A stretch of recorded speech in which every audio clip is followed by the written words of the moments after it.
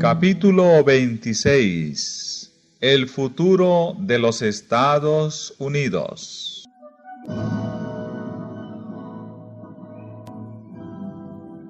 Fue abierto el templo de Dios en el cielo, y fue vista en su templo el arca de su pacto. El arca del pacto de Dios está en el lugar santísimo, en el segundo departamento del santuario. En el servicio del tabernáculo terrenal, que servía de mera representación y sombra de las cosas celestiales, este departamento solo se abría en el gran día de las expiaciones para la purificación del santuario. Por consiguiente, la proclamación de que el templo de Dios fue abierto en el cielo y fue vista el arca de su pacto indica que el lugar santísimo del santuario celestial fue abierto en 1844, cuando Cristo entró en él para consumar la obra final de la expiación. Los que por fe siguieron a su gran sumo sacerdote, cuando dio principio a su ministerio en el lugar santísimo, contemplaron el arca de su pacto. Habiendo estudiado el asunto del santuario, llegaron a entender el cambio que se había realizado en el ministerio del Salvador, y vieron que éste estaba entonces oficiando como intercesor ante el arca de Dios, y ofrecía su sangre en favor de los pecadores.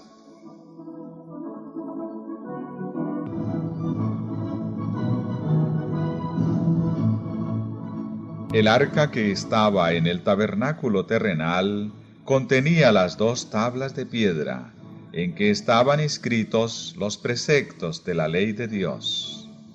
El arca era un mero receptáculo de las tablas de la ley, y era esta ley divina la que le daba su valor y su carácter sagrado a aquella.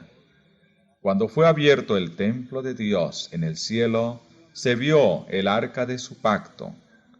En el lugar santísimo, en el santuario celestial, es donde se encuentra inviolablemente encerrada la ley divina, la ley promulgada por el mismo Dios entre los truenos del Sinaí y escrita con su propio dedo en las tablas de piedra.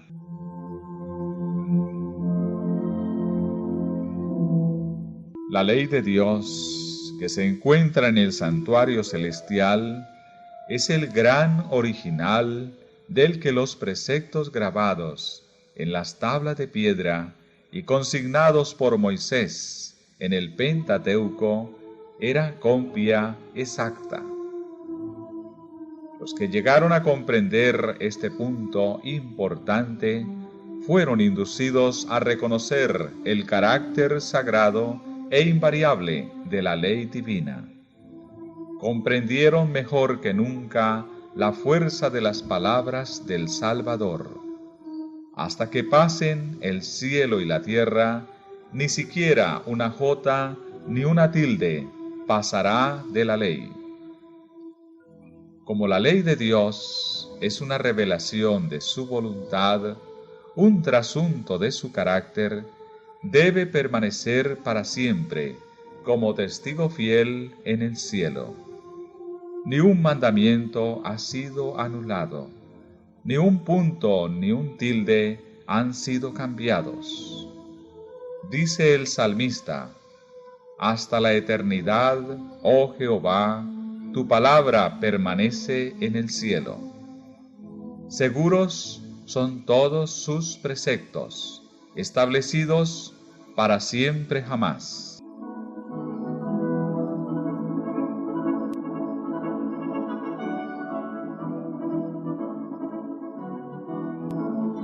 En el corazón mismo del Decálogo se encuentra el 4.º mandamiento, tal cual fue proclamado originalmente: acordarte has del día del sábado para santificarlo. 6 días trabajarás, harás toda tu obra, mas el séptimo día será sábado a Jehová tu Dios. No hagas otra obra alguna, tú, ni tu hijo, ni tu hija, ni tu siervo, ni tu criada, ni tu bestia, ni tu extranjero que está dentro de tus puertas. Porque en 6 días hizo Jehová los cielos y la tierra, la mar y todas las cosas que en ellos hay, y en el día séptimo reposó. Por tanto, Jehová bendijo el día del sábado y lo santificó.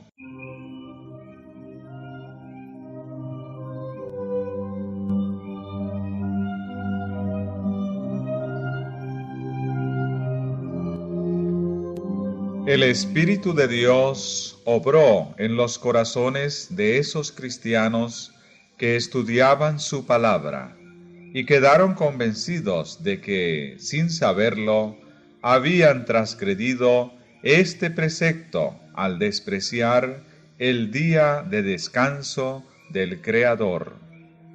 Empezaron a examinar las razones por las cuales se guardaba el primer día de la semana en lugar del día que Dios había santificado. No pudieron encontrar en las Sagradas Escrituras prueba alguna de que el cuarto mandamiento hubiese sido abolido o de que el día de reposo hubiese cambiado. La bendición que desde un principio santificaba el séptimo día no había sido nunca revocada. Habían procurado honradamente conocer y hacer la voluntad de Dios. Al reconocerse entonces transgresores de la ley divina, sus corazones se llenaron de pena y manifestaron su lealtad hacia Dios, guardando su santo sábado.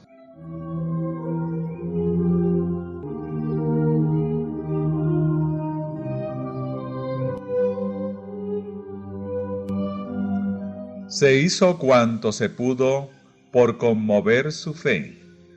Nadie podía dejar de ver que si el santuario terrenal era una figura o modelo del celestial, la ley depositada en el arca, en la tierra, era exacto trasunto de la ley encerrada en el arca del cielo, y que aceptar la verdad relativa al santuario celestial envolvía el reconocimiento de las exigencias de la ley de Dios y la obligación de guardar el sábado del cuarto mandamiento.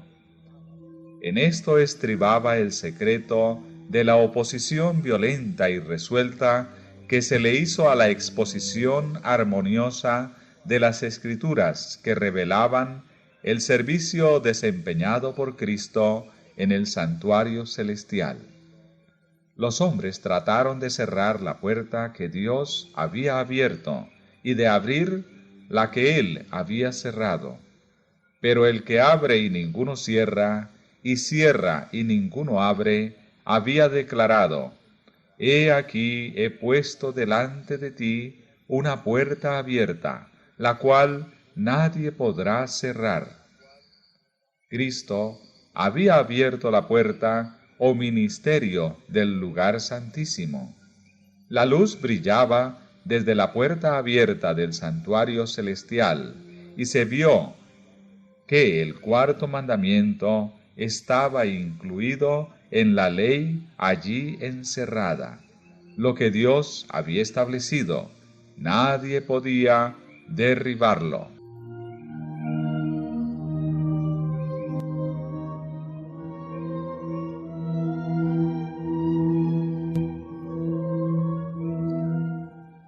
Los que habían aceptado la luz referente a la mediación de Cristo y a la perpetuidad de la ley de Dios, encontraron que éstas eran las verdades presentadas en el capítulo 14 del Apocalipsis. Los mensajes de este capítulo constituyen una triple amonestación que debe servir para preparar a los habitantes de la tierra para la segunda venida del Señor. La declaración "ha llegado la hora de su juicio" indica la obra final de la actuación de Cristo para la salvación de los hombres.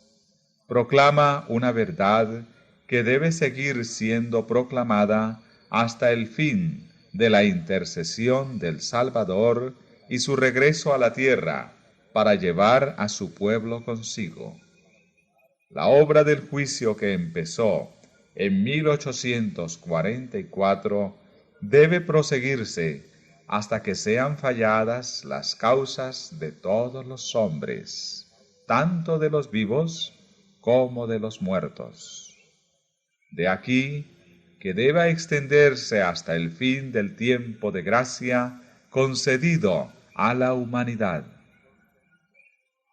Y para que los hombres estén debidamente preparados para subsistir en el juicio, el mensaje les manda: temed a Dios y dadle gloria, y adorad al que hizo el cielo y la tierra, y el mar y las fuentes de agua. El resultado de la aceptación de estos mensajes está indicado en las palabras: en esto está la paciencia de los santos, los que guardan los mandamientos de Dios y la fe de Jesús.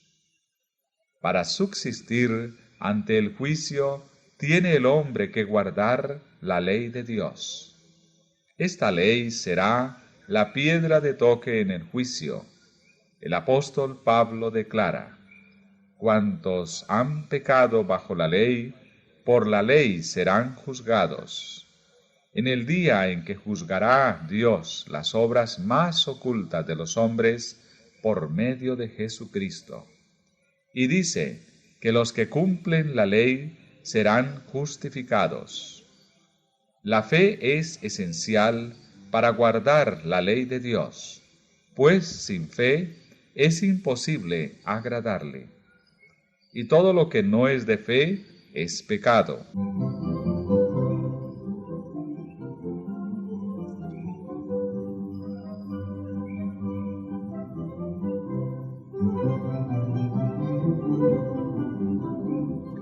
El primer ángel exhorta a los hombres a que teman al Señor y le den honra, y a que le adoren como Creador del cielo y de la tierra. Para poder hacerlo, deben obedecer su ley. El sabio dice: teme a Dios y guarda sus mandamientos, porque esto es la suma del deber humano.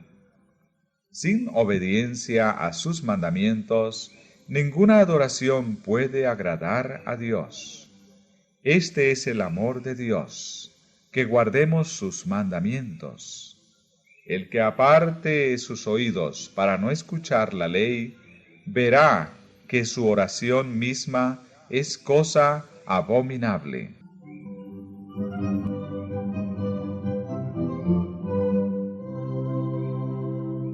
El deber de adorar a Dios estriba en la circunstancia de que Él es el Creador y que a Él es a quien todos los demás seres deben su existencia. Y cada vez que la Biblia presenta el derecho de Jehová a nuestra reverencia y adoración, con frecuencia a los dioses de los paganos, menciona las pruebas de su poder creador. Todos los dioses de los pueblos son ídolos, mas Jehová hizo los cielos. ¿A quién pues me compararéis para que yo sea como él? Dice el Santo. Levantad hacia arriba vuestros ojos y ved. ¿Quién creó aquellos cuerpos celestes? Así dice Jehová, Creador de los cielos. Él solo es Dios, el que formó la tierra y la hizo. Yo soy Jehová, y no hay otro Dios.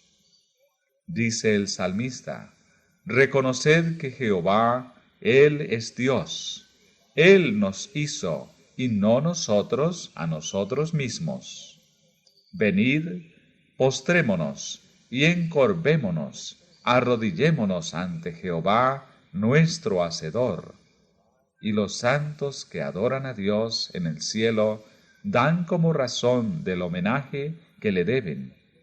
Digno eres tú, Señor nuestro y Dios nuestro, de recibir la gloria y la honra y el poder, porque tú creaste todas las cosas.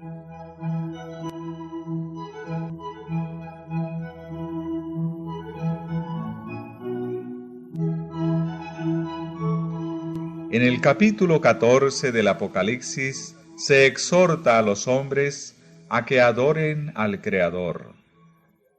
Y la profecía expone a la vista una clase de personas que, como resultado del triple mensaje, guardan los mandamientos de Dios.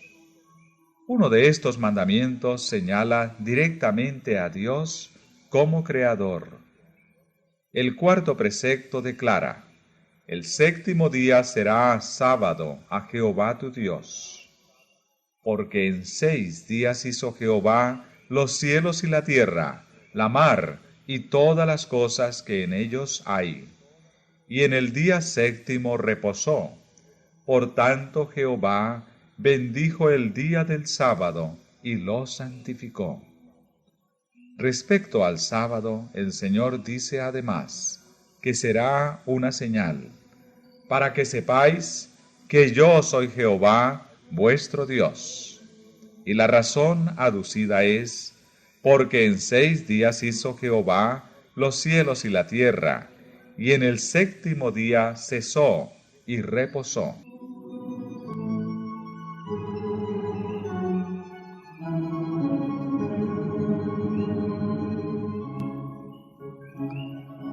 La importancia del sábado como institución conmemorativa de la creación consiste en que recuerda siempre la verdadera razón por la cual se debe adorar a Dios, porque Él es el Creador y nosotros somos sus criaturas. Por consiguiente, el sábado forma parte del fundamento mismo del culto divino, pues enseña esta gran verdad del modo más contundente, como no lo hace ninguna otra institución. El verdadero motivo del culto divino, no tan sólo del que se tributa en el séptimo día, sino de toda adoración, reside en la distinción existente entre el Creador y sus criaturas. Este hecho capital no perderá nunca su importancia, ni debe caer nunca en el olvido. Por eso, es decir, para que esta verdad no se borrara nunca de la mente de los hombres, instituyó Dios el sábado en el Edén, y mientras el ser Él, nuestro Creador, siga siendo motivo para que le adoremos, el sábado seguirá siendo señal conmemorativa de ello. Si el sábado se hubiese observado universalmente, los pensamientos e inclinaciones de los hombres se habrían dirigido hacia el Creador como objeto de reverencia y adoración, y nunca habría habido un idólatra, un ateo o un incrédulo.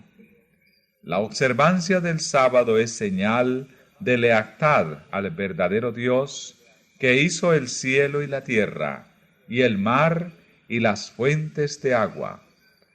Resulta pues que el mensaje que manda a los hombres, adorar a Dios y guardar sus mandamientos, los ha de invitar especialmente a observar el cuarto mandamiento.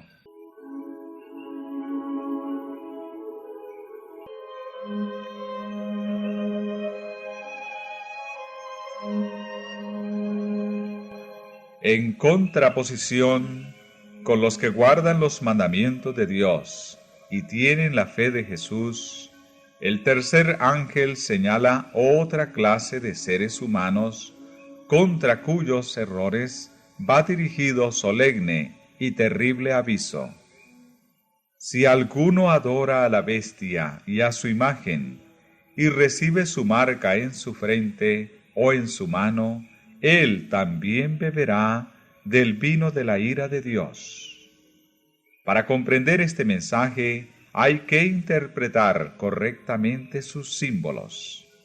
¿Qué representan la bestia, la imagen, la marca?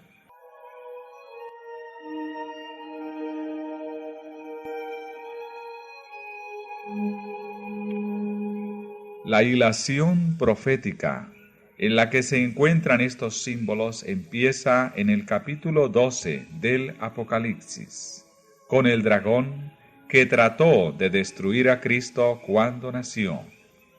En dicho capítulo vemos que el dragón es Satanás.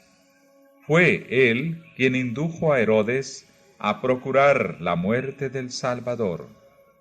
Pero el agente principal de Satanás, al guerrear contra Cristo y su pueblo durante los primeros siglos de la era cristiana, fue el Imperio Romano, en el cual prevalecía la religión pagana. Así que si bien el dragón representa primero a Satanás, en sentido derivado es un símbolo de la Roma pagana.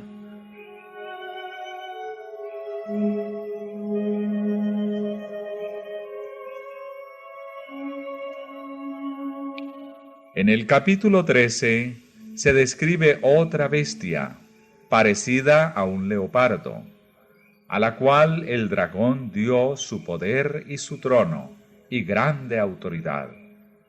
Este símbolo, como lo han creído la mayoría de los protestantes, representa al papado, el cual heredó el poder y la autoridad del antiguo imperio romano.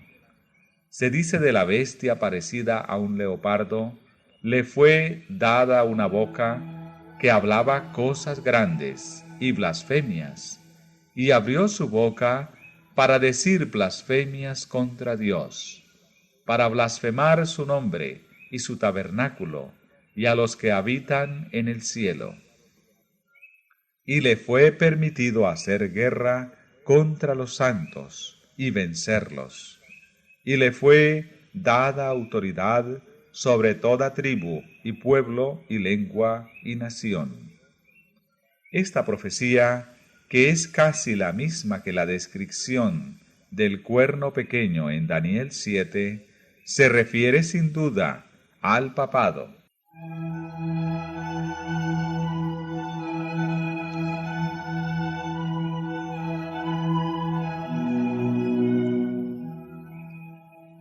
Le fue dada autoridad para hacer sus obras 42 meses, y dice el profeta: vi una de sus cabezas como si hubiese sido herida de muerte.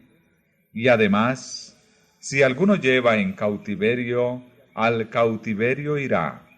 Si alguno mata con espada, es preciso que él sea muerto a espada. Los 42 meses son lo mismo que un tiempo y 2 tiempos, y la mitad de un tiempo, 3 años y medio, o 1260 días de Daniel 7, el tiempo durante el cual el poder papal debía oprimir al pueblo de Dios.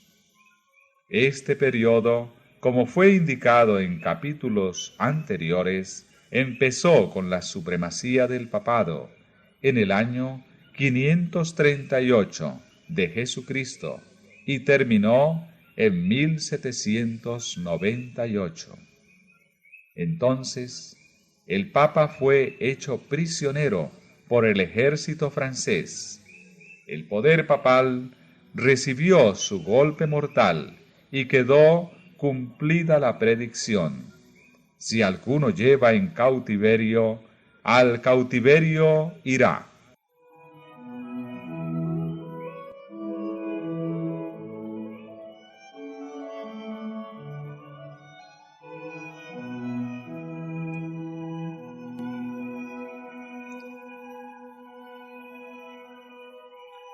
Y aquí preséntase otro símbolo. El profeta dice: vi otra bestia que subía de la tierra, y tenía 2 cuernos semejantes a los de un cordero. Tanto el aspecto de esta bestia como el modo en que sube indican que la nación que representa difiere de las representadas en los símbolos anteriores. Los grandes reinos que han gobernado al mundo le fueron presentados al profeta Daniel en forma de fieras, que surgían mientras los cuatro vientos del cielo combatían en la gran mar. En Apocalipsis 17, un ángel explicó que las aguas representan pueblos y naciones y lenguas. Los vientos simbolizan luchas.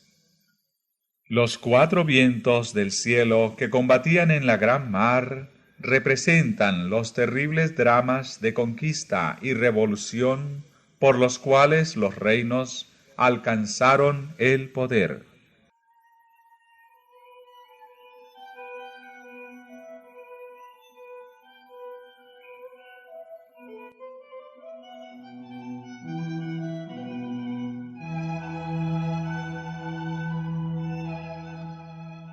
Pero la bestia con cuernos semejantes a los de un cordero subía de la tierra. En lugar de derribar a otras potencias para establecerse, la nación así representada debe subir en territorio hasta entonces desocupado y crecer gradual y pacíficamente. No podía, pues, subir entre las naciones populosas y belicosas del viejo mundo, ese mar turbulento de pueblos y muchedumbres y naciones y lenguas. Hay que buscarla en el continente occidental.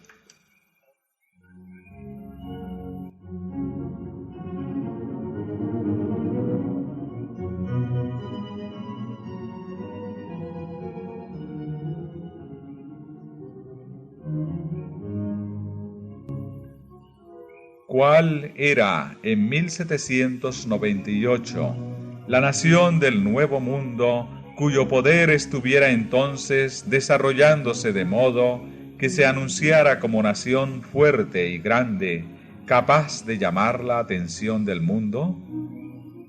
La aplicación del símbolo no admite duda alguna.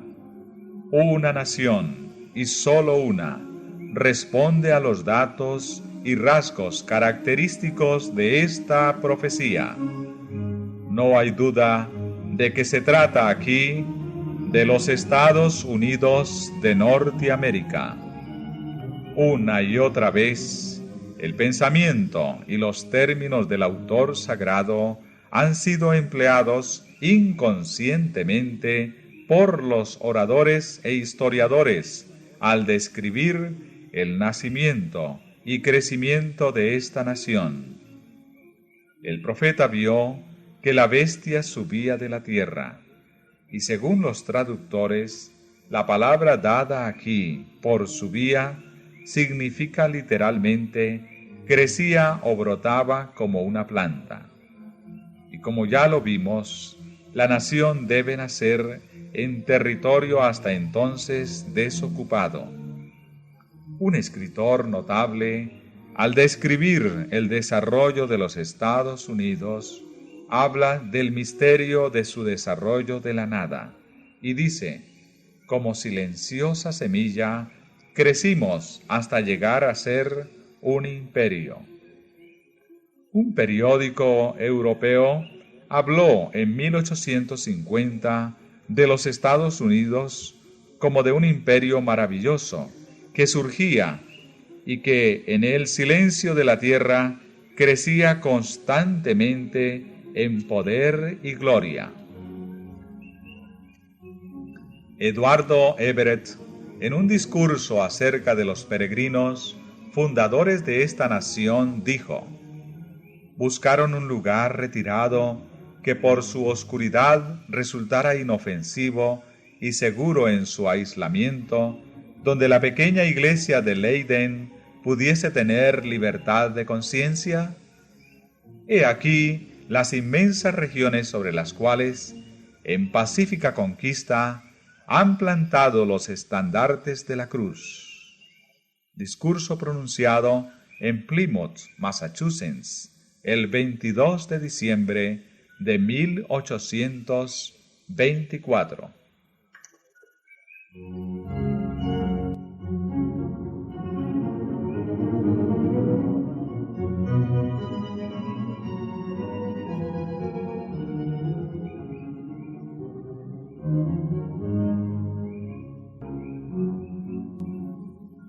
Y tenía 2 cuernos semejantes a los de un cordero.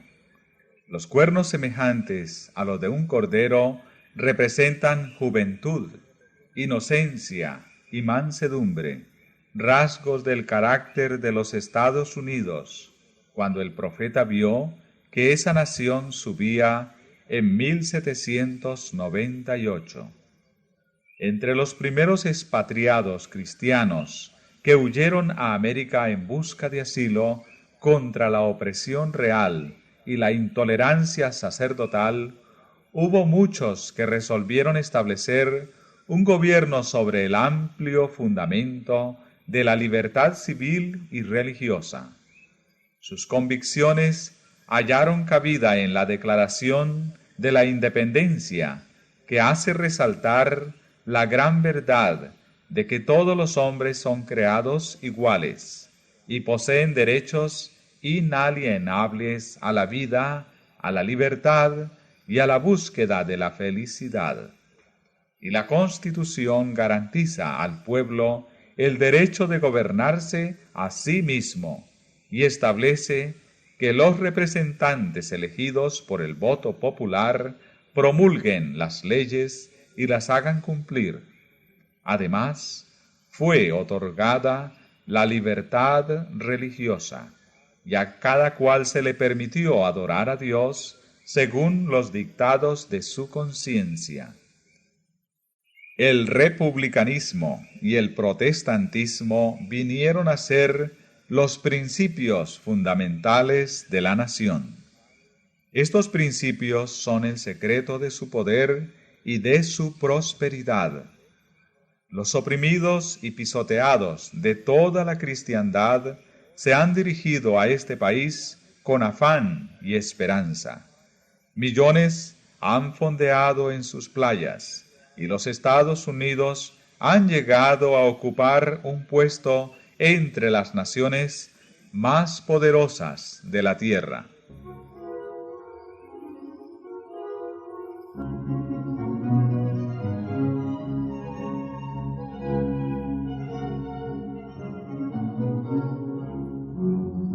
Pero la bestia que tenía cuernos como un cordero, hablaba como dragón, y ejerce toda la autoridad de la primera bestia en su presencia, y hace que la tierra y los que en ella habitan adoren a la bestia primera, cuya herida mortal fue sanada, diciendo a los habitantes de la tierra que hagan una imagen de la bestia que recibió el golpe de espada y sin embargo vivió.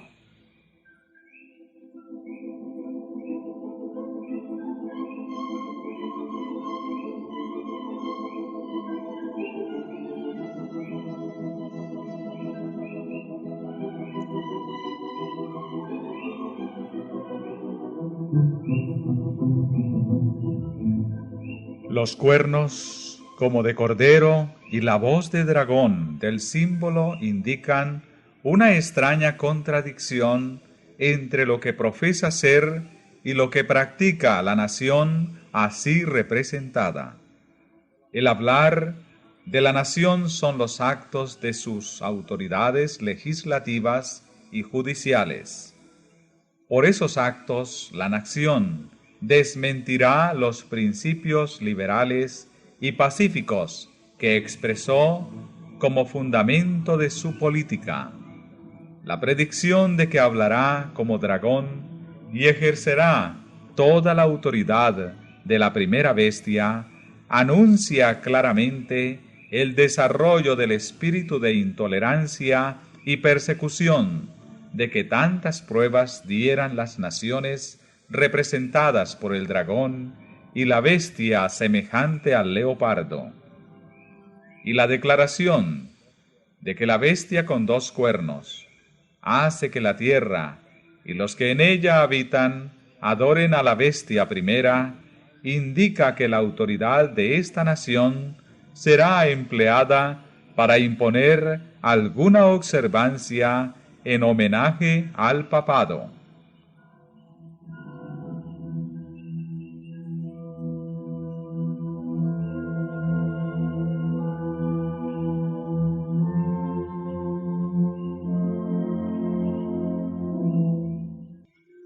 Semejante actitud sería abiertamente contraria a los principios de este gobierno, al genio de sus instituciones libres, a los claros y solemnes reconocimientos contenidos en la Declaración de la Independencia y contrarios finalmente a la Constitución.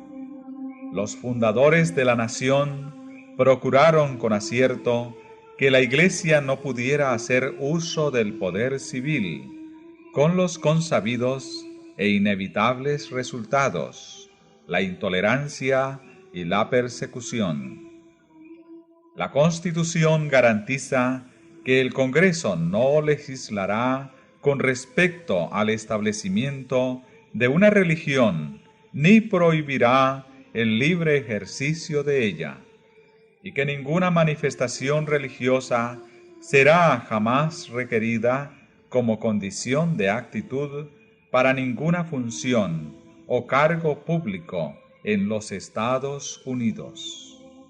Solo en flagrante violación de estas garantías de la libertad de la nación es como se puede imponer por la autoridad civil la observancia de cualquier deber religioso.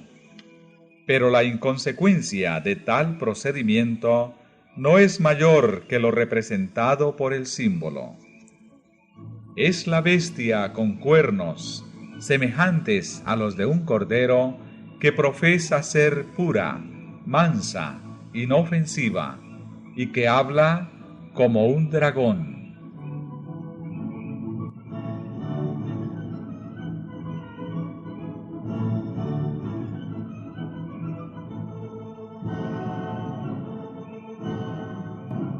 Diciendo a los que habitan sobre la tierra que hagan una imagen de la bestia. Aquí tenemos presentada a las claras una forma de gobierno en el cual el poder legislativo descansa en el pueblo, y ello prueba que los Estados Unidos de Norteamérica constituyen la nación señalada por la profecía.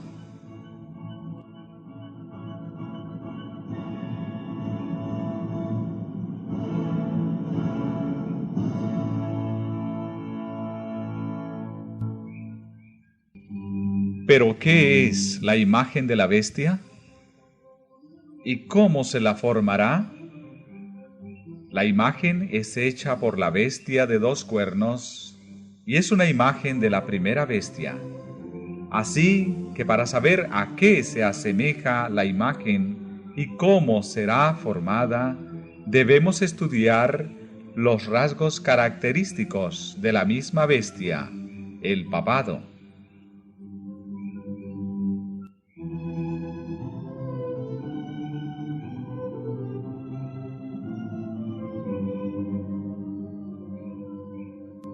Cuando la iglesia primitiva se corrompió al apartarse de la sencillez del Evangelio y al aceptar costumbres y ritos paganos, perdió el espíritu y el poder de Dios. Y para dominar las conciencias, buscó el apoyo del poder civil.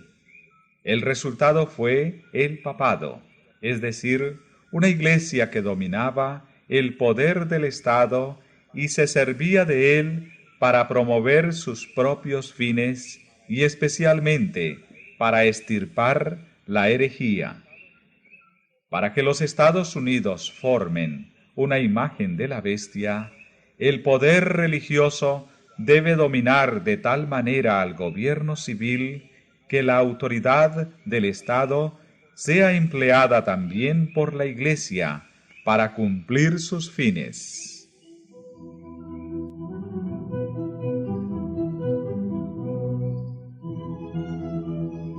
Siempre que la Iglesia alcanzó el poder civil, lo empleó para castigar a los que no admitían todas sus doctrinas.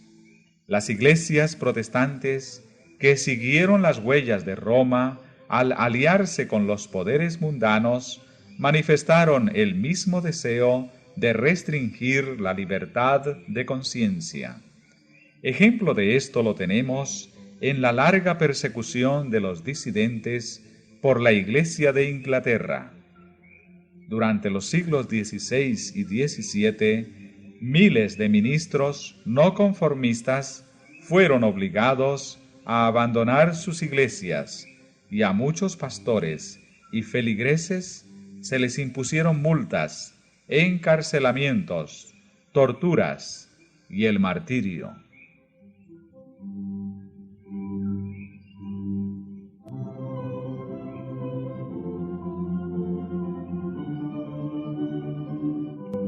Fue la apostasía lo que indujo a la iglesia primitiva a buscar la ayuda del gobierno civil, y esto preparó el camino para el desarrollo del papado, simbolizado por la bestia. San Pablo lo predijo al anunciar que vendría la apostasía y sería revelado el hombre de pecado. De modo que la apostasía en la iglesia preparará el camino para la imagen de la bestia.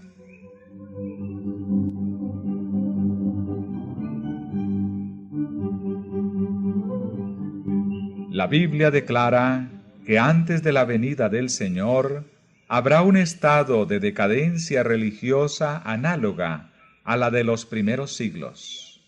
En los postreros días vendrán tiempos peligrosos, porque los hombres serán amadores de sí mismos, amadores del dinero, jactanciosos, soberbios, blasfemos, desobedientes a sus padres, ingratos, impíos, sin afecto natural, implacables, calumniadores, incontinentes, fieros, aborrecedores de los que son buenos, traidores, protervos, hinchados de orgullo, amadores de los placeres, más bien que amadores de Dios, teniendo la forma de la piedad, mas negando el poder de ella. Empero, el Espíritu dice expresamente que en tiempos venideros algunos se apartarán de la fe, prestando atención a espíritus seductores y a enseñanzas de demonios. Satanás obrará con todo poder y con señales, y con maravillas mentirosas, y con todo el artificio de la injusticia. Y todos los que no admitieron el amor de la verdad para que fuesen salvos, serán dejados para que acepten operación de error, a fin de que crean a la mentira. Cuando se haya llegado a este estado de impiedad, se verán los mismos resultados que en los primeros siglos.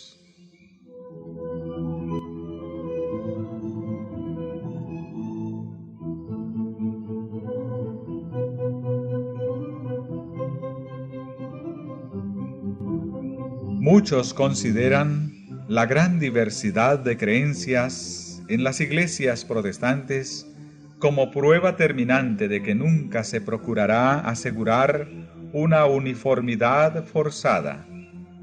Pero desde hace años se viene notando entre las iglesias protestantes un poderoso y creciente sentimiento en favor de una unión basada en puntos comunes de doctrina. Para asegurar tal unión, debe necesariamente evitarse toda discusión de asuntos en los cuales no todos están de acuerdo. por importantes que sean desde el punto de vista bíblico.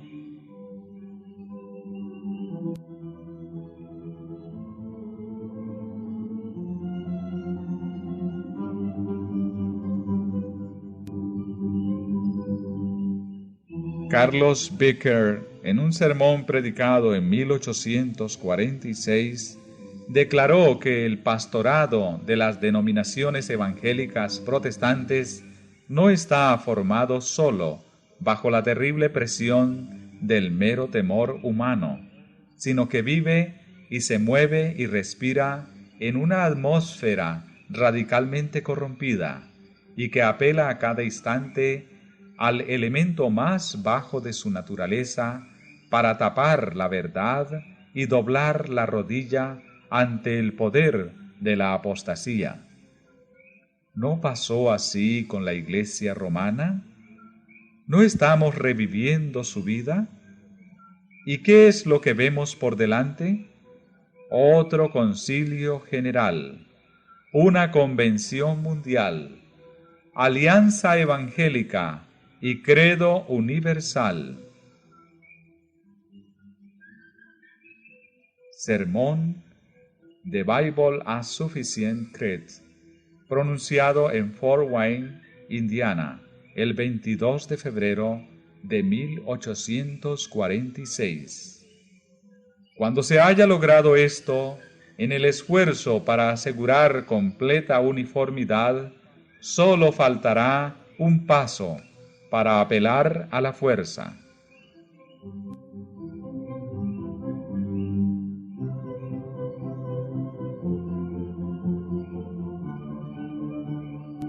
Cuando las iglesias principales de los Estados Unidos, uniéndose en puntos comunes de doctrina, influyan sobre el Estado para que imponga los decretos y las instituciones de ellas, entonces la América protestante habrá formado una imagen de la jerarquía romana y la inflicción de penas civiles contra los disidentes vendrá de por sí sola.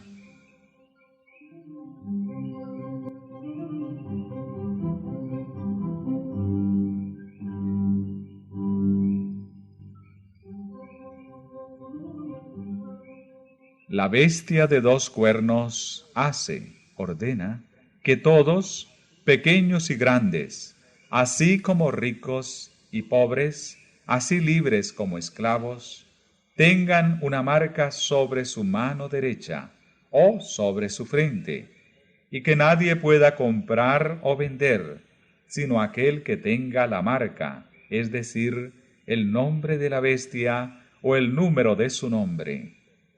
La amonestación del tercer ángel es: si alguno adora a la bestia y a su imagen, y recibe su marca en su frente o en su mano, él también beberá del vino de la ira de Dios. La bestia mencionada en este mensaje, cuya adoración es impuesta por la bestia de dos cuernos, es la primera bestia, o sea, la bestia semejante a un leopardo, de Apocalipsis 13, el papado. La imagen de la bestia representa la forma de protestantismo apóstata que se desarrollará cuando las iglesias protestantes busquen la ayuda del poder civil para la imposición de sus dogmas. Queda aún por definir lo que es la marca de la bestia.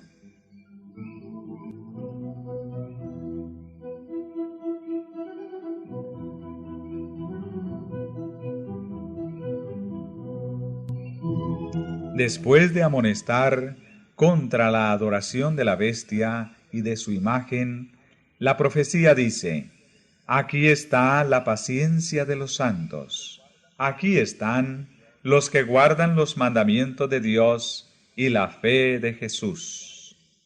En vista de que los que guardan los mandamientos de Dios están puestos así en contraste con los que adoran la bestia y su imagen y reciben su marca, se deduce que la observancia de la ley de Dios, por una parte, y su violación por la otra, establecen la distinción entre los que adoran a Dios y los que adoran a la bestia.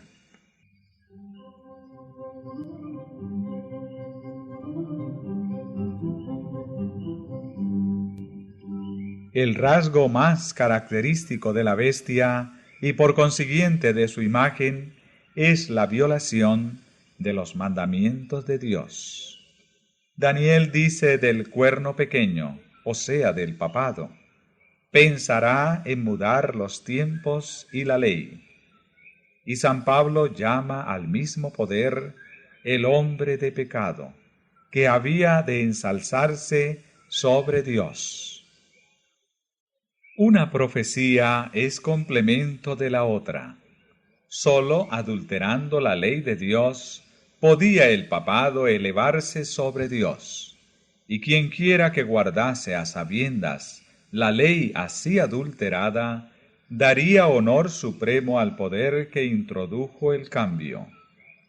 Tal acto de obediencia a las leyes papales sería señal de sumisión al Papa en lugar de sumisión a Dios.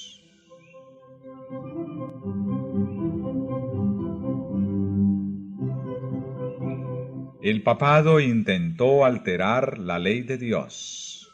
El segundo mandamiento, que prohíbe el culto de las imágenes, ha sido borrado de la ley, y el cuarto mandamiento ha sido adulterado de manera que autorice la observancia del primer día en lugar del séptimo como día de reposo. Pero los papistas aducen, para justificar la supresión del segundo mandamiento, que éste es inútil, puesto que está incluido en el primero, y que ellos dan la ley tal cual Dios tenía propuesto que fuese entendida. Este no puede ser el cambio predicho por el profeta. Se trata de un cambio intencional y deliberado. Pensará en mudar los tiempos y la ley. El cambio introducido en el cuarto mandamiento cumple exactamente la profecía.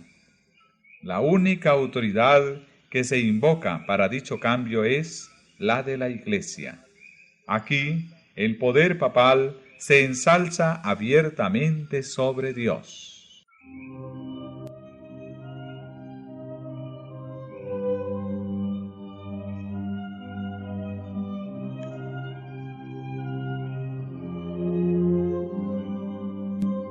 Mientras los que adoran a Dios se distinguirán especialmente por su respeto al cuarto mandamiento, ya que este es el signo de su poder creador y el testimonio de su derecho al respeto y homenaje de los hombres, los adoradores de la bestia se distinguirán por sus esfuerzos para derribar el monumento recordativo del Creador y ensalzar lo instituido por Roma.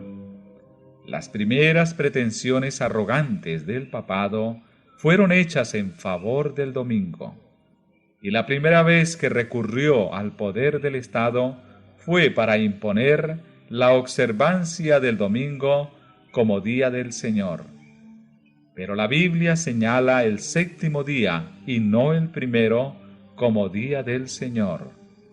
Cristo dijo: el Hijo del Hombre es Señor aún del sábado. El cuarto mandamiento declara que el día séptimo es día de descanso, margen sábado, consagrado a Jehová. Y por boca del profeta Isaías el Señor lo llama mi día santo.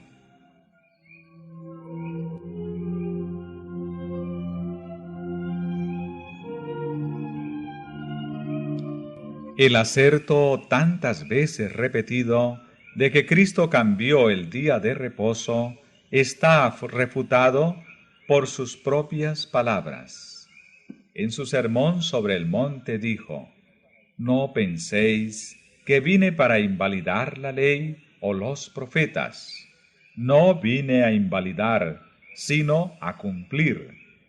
Porque en verdad os digo que hasta que pasen el cielo y la tierra, ni siquiera una jota, ni una tilde pasará de la ley, hasta que el todo sea cumplido. Por tanto, cualquiera que quebrantare uno de estos más mínimos mandamientos y enseñare a los hombres así, será llamado muy pequeño en el reino de los cielos. Mas cualquiera que los hiciere y enseñare, será llamado grande en el reino de los cielos.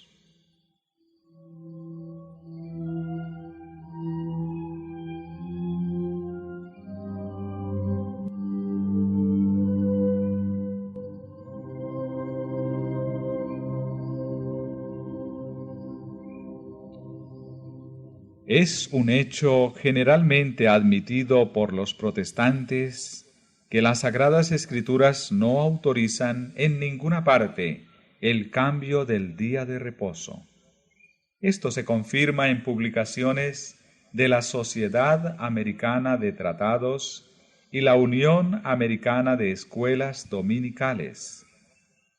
Una de estas obras reconoce que el Nuevo Testamento no dice absolutamente nada en cuanto a un mandamiento explícito en favor del día de reposo o a reglas definidas relativas a su observancia.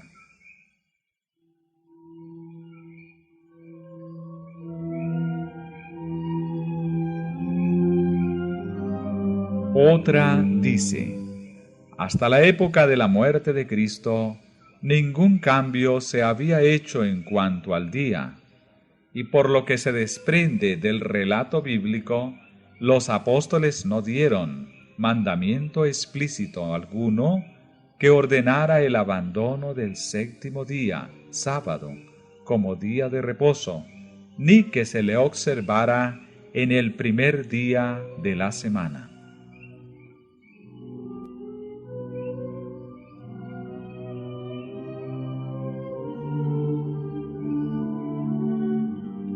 Los católicos romanos reconocen que el cambio del día de descanso fue hecho por su Iglesia y declaran que al observar el domingo, los protestantes reconocen la autoridad de ella. En el Catecismo Católico de la Religión Cristiana, al contestar una pregunta relativa al día que se debe guardar en obediencia al cuarto mandamiento, se hace esta declaración: bajo la ley antigua, el sábado era el día santificado, pero la Iglesia, instruida por Jesucristo y dirigida por el Espíritu de Dios, sustituyó el sábado por el domingo, de manera que ahora santificamos el primer día y no el séptimo. Domingo significa día del Señor, y es lo que ha venido a ser.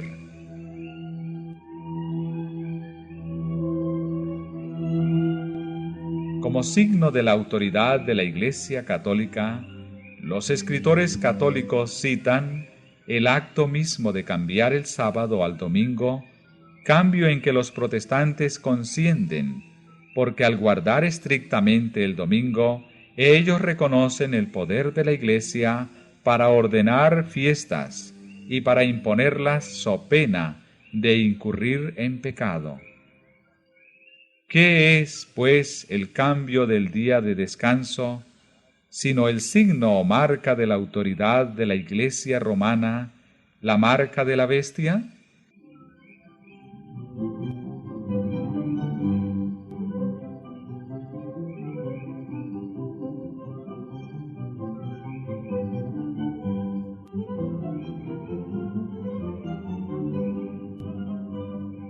La Iglesia romana no ha renunciado a sus pretensiones a la supremacía, y cuando el mundo y las iglesias protestantes aceptan un día de descanso creado por ella, mientras rechazan el día de descanso de la Biblia, acatan en la práctica las tales pretensiones.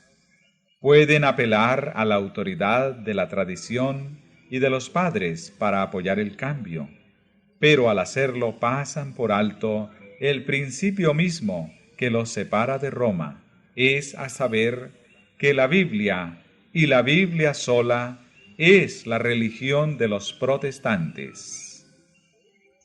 Los papistas pueden ver que los protestantes se están engañando a sí mismos al cerrar voluntariamente los ojos ante los hechos del caso.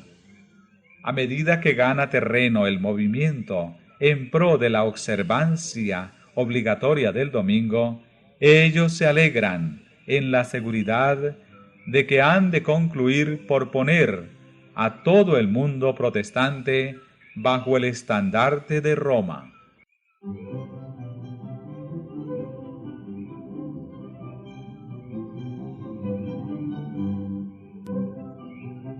Los romanistas declaran que la observancia del domingo por los protestantes es un homenaje que rinden, mal de su grado, a la autoridad de la Iglesia católica.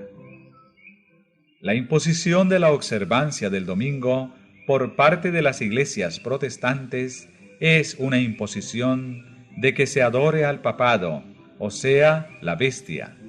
Los que, comprendiendo las exigencias del cuarto mandamiento, prefieren observar el falso día de reposo en lugar del verdadero, rinden así homenaje a aquel poder, el único que ordenó su observancia. Pero por el mismo hecho de imponer un deber religioso con ayuda del poder secular, las mismas iglesias estarían elevando una imagen a la bestia. De aquí que la imposición de la observancia del domingo en los Estados Unidos equivaldría a imponer la adoración de la bestia y de su imagen.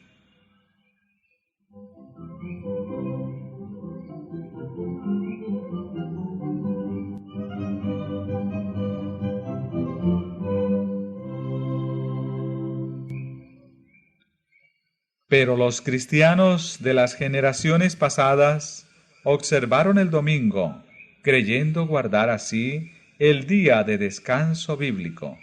Y ahora hay verdaderos cristianos en todas las iglesias, sin exceptuar la Iglesia Católica, que creen honradamente que el domingo es el día de reposo divinamente instituido.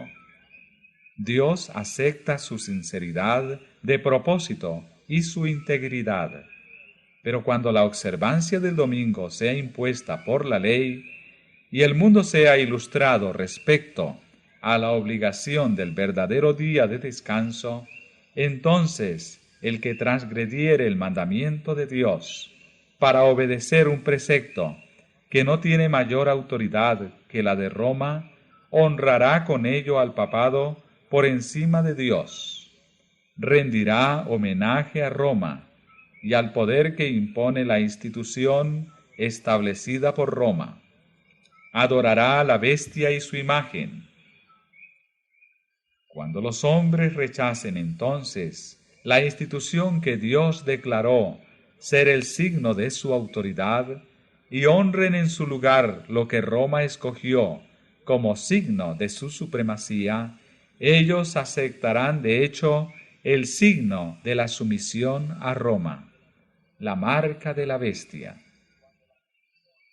Y sólo cuando la cuestión haya sido expuesta así a las claras ante los hombres, y ellos hayan sido llamados a escoger entre los mandamientos de Dios y los mandamientos de los hombres, será cuando los que perseveren en la transgresión recibirán la marca de la bestia.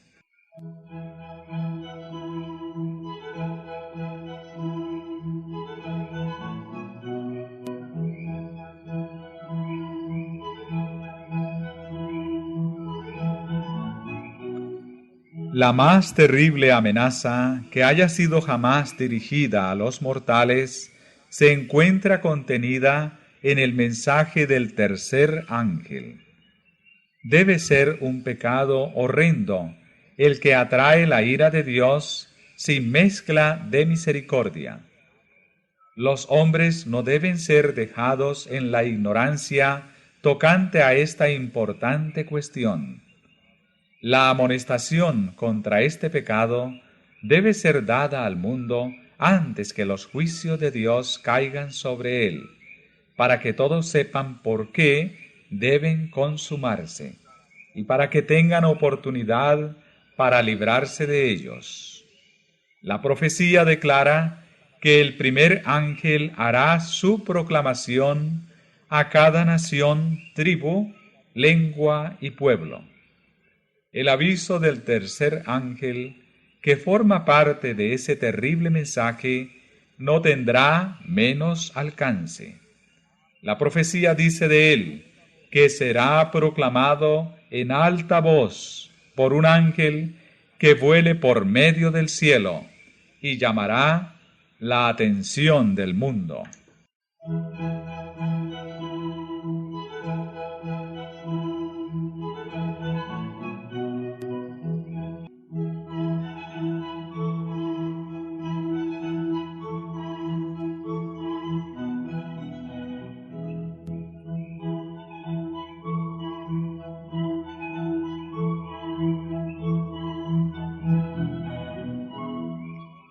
Al final de la lucha, toda la cristiandad quedará dividida en dos grandes categorías: la de los que guardan los mandamientos de Dios y la fe de Jesús, y la de los que adoran la bestia y su imagen y reciben su marca. Si bien la Iglesia y el Estado se unirán para obligar a todos, pequeños y grandes, así ricos como pobres, así libres como esclavos, a que tengan la marca de la bestia, el pueblo de Dios no la tendrá. El profeta de Patmos vio que los que habían salido victoriosos de la prueba de la bestia y de su imagen y del número de su nombre estaban sobre aquel mar de vidrio, teniendo arpas de Dios, y cantaban el cántico de Moisés y del Cordero.